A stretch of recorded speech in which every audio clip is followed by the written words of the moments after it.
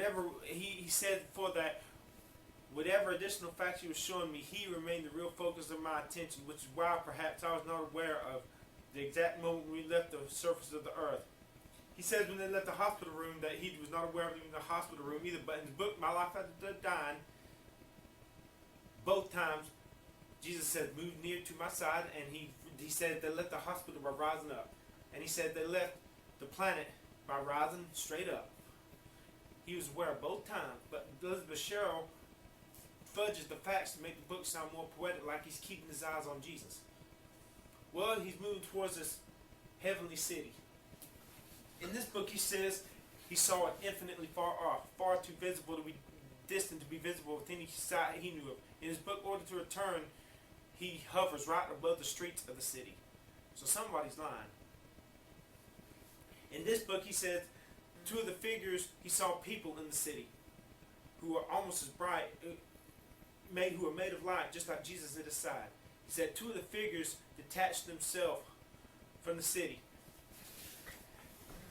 because they could see Jesus. He says, was I seeing at last the ones who had looked for Jesus and everything looked so well and so close that they had been changed into his very image?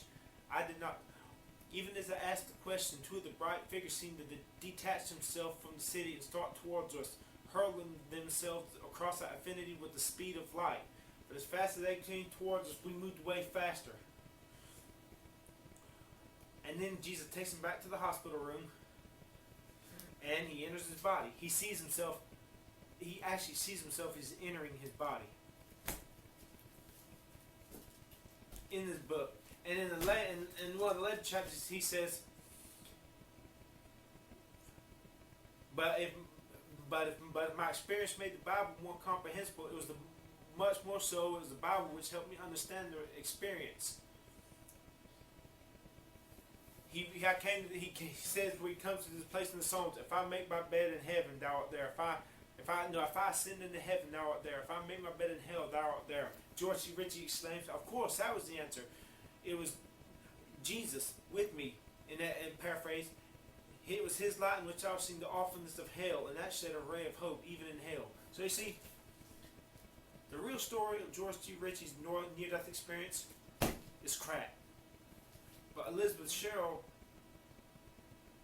took the story and fudged the hell out of the truth to make it poetically beautiful and spiritually satisfying. But there's one thing. It was all a fucking goddamn lie. And now let's go to the book of John in the Bible.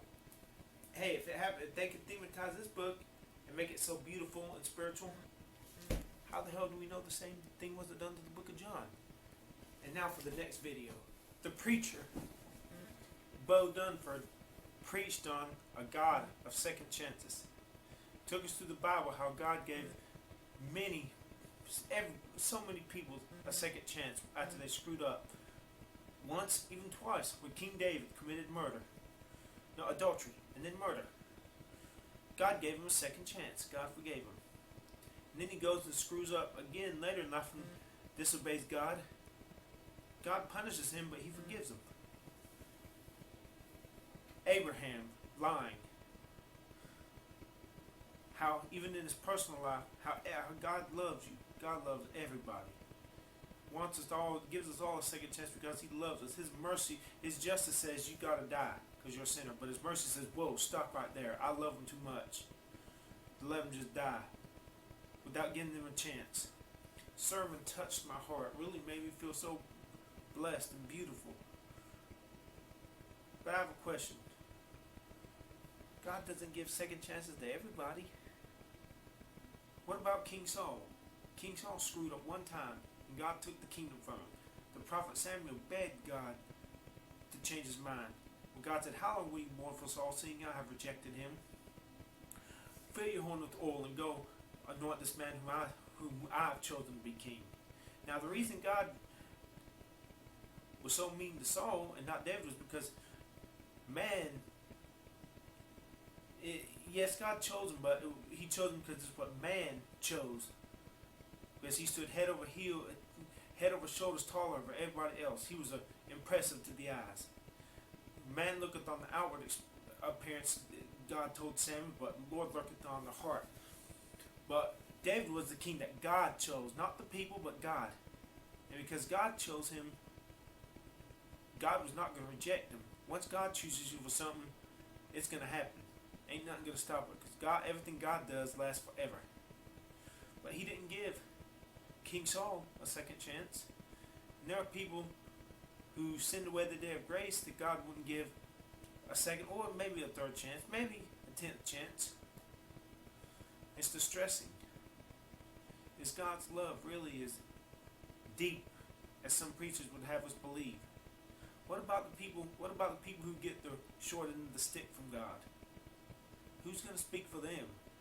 Oh, everybody, oh, God gave me 500 chances and finally I came to him. What about the man who doesn't come to God, and then when he wants to come to God, God says this, then shall they call upon me, but I will not hear them. I also will laugh at your calamity. When your fear cometh as a whirlwind and desolation, then shall they call upon me, but I will not answer them. They shall seek me early, but they shall not find me.